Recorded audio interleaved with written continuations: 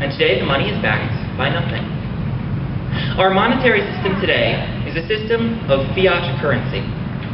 Fiat currency is money that has no inherent worth, but is valuable because the government says it is money. This presents some problems. Because of the lack of backing, it is possible for the central banks to print up as many dollars as they please, which causes inflation. If you double the amount of dollars in circulation, the laws of supply and demand will cause each dollar to become worth only half as much as before, thereby causing all prices to double. The United States dollar has lost about 95% of its value since the creation of the Federal Reserve less than 100 years ago. So something that cost $1 in 1913 now costs around $20. Money deposited in the bank at an interest rate under 2% is actually losing value.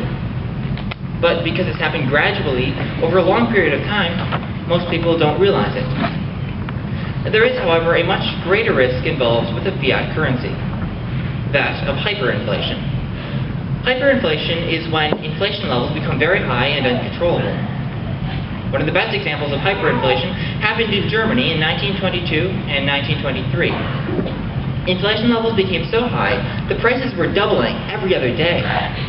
At the worst part, a wheelbarrow full of money couldn't even buy a newspaper. But Germany is not alone in hyperinflation. Since 1944, at least 5 other countries have had inflation at levels such that it took less than a week for prices to double. In November of 2008, hyperinflation in Zimbabwe got up to 98% every day. The United States has not had hyperinflation since we won our war for independence, but we have had economic problems. The Great Depression started in 1929 and lasted for over 10 years. The length and severity of the Depression were largely influenced by the Federal Reserve.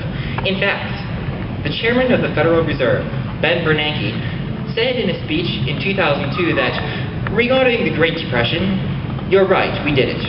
We're very sorry. The dangers presented by a fiat currency and private central banking are numerous and real. If I were leader of the free world, I would return to a monetary system where the dollar is backed by gold, and I would phase out the Federal Reserve. The United States Constitution even says that nothing except gold and silver are to be money. Throughout history, money that was based on gold has lasted the longest and been most stable overall.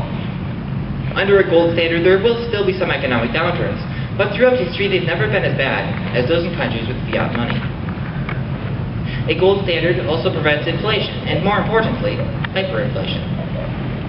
The greatest period of economic growth in this country, the Industrial Revolution, took place under a gold standard. If we return to a gold standard, we may be able to bring an end to the recession and have another season of great economic growth. If I were leader of the free world, the first issue I would address would be the monetary system. I would help to bring stability back to our economy, remove the risk of hyperinflation, and stop devaluing the savings of hardworking Americans. Thank you.